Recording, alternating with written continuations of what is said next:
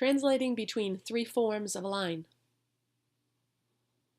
Let's review the standard form of a line. AX plus BY equals C. Remember that A and B are integers. We have the point slope form of a line. Y minus Y sub 1 equals M times X minus X sub 1. This is the form that we use when we know a point that the line passes through, namely X subscript 1, Y subscript 1, and the slope M. Slope-intercept form is very familiar. Y equals mx plus b. That's when we have a slope that is known, which is m, and the y-intercept of b. Here's our first example. Let's graph the points -3, 4, and 1, 7. And we want the equation of the line passing through those 2 points. So when I look at the y-axis, is it a clear y-intercept? Is that an integer value? It does not look like it. So the slope-intercept form would not be a good form to use. Instead, let's determine the slope passing through these 2 points. So we'll do rise of 3 and run of 4.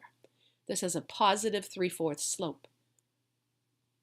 So the point slope form, and oh, by the way, I'll choose this point, 1, 7, because of the positive coordinates. I could have chosen the other point. Point slope form, y minus y1 equals m times x minus x1. Remember, the slope is 3/4. x1, y1 are 1, 7 respectively. So here is the equation of the line that is graphed. Y minus 7 equals 3/4 times x minus 1. We'll try another example. Here we have a point, 1, 2. We want the equation of the line passing through this point with the slope equal to 3. So we'll do up 3 and to the right 1. And so the equation of the line passing through the point 1, 2 with the slope of 3. From that point that's labeled 1, 2, I could also go down 3 and to the left 1, and I notice that my line goes through an integer value on the y-axis. So I could also use the slope-intercept form. But since a point and a slope were given, I might as well start with the point-slope form. Remember, m is your slope, it's 3. Your x1, y1 are 1, 2 respectively. But I could also write the slope-intercept form since I know the slope and I can see that the y-intercept is -1. So the 2 equations are equivalent forms of that linear function. They both tell something different about the function, but they're both valid equations to represent the function. Here we'll try another example where we're graphing 1, -9. That's a point that's right on the boundary of this graph, and -3, -2. And let's start by figuring out the slope between those 2 points. So I believe it's a rise of 7 and a run of -4. So I can continue that slope to find another point that it would pass through. Let's construct the line. And I can tell that this line does not go through an integer value on the y-axis. So the slope-intercept form would not be the best form to use. Let's start with point-slope form.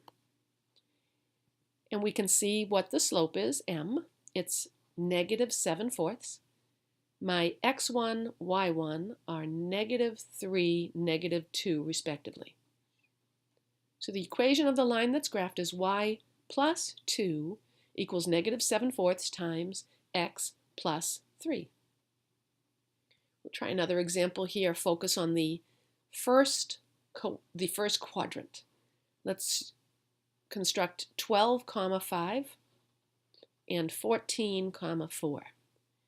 And I want the equation of the line passing through these points. So I'm wondering, I can see that the slope from the bottom point, I've gone up 1 and to the left 2. What if I continue this pattern? Up 1 and to the left 2, up 1 to the left 2, right? Would this go through an integer value on the y-axis? It does. So therefore, I feel like the slope-intercept form would be a very appropriate form to use because I have my y-intercept and I can see what my slope is. My slope is -1/2 and my y-intercept is 11.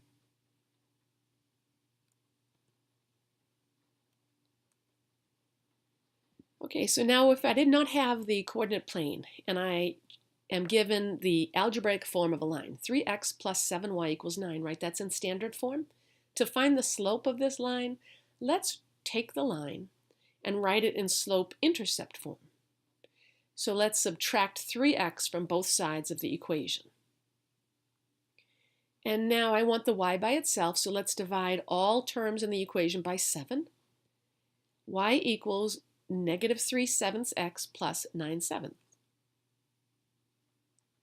The slope of the line is -3/7. Let's try one more example. Find the x-intercept and the y-intercept of a given line. And again, we're not graphing this, we're going to do this algebraically. So to find the x-intercept, we always set y equal to 0. And so we rewrite that equation, except instead of y, we write 0. Now we simplify the equation, and we solve for x.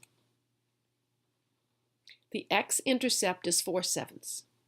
In other words, the coordinates of the x-intercept are 4/7, 0. Now let's do the same, but for the y-intercept. And we do 7 times 0 minus 3y equals 4, and we simplify this, and we solve for y, and we leave it in fraction form, right? It's important to remember that we leave these as fractions.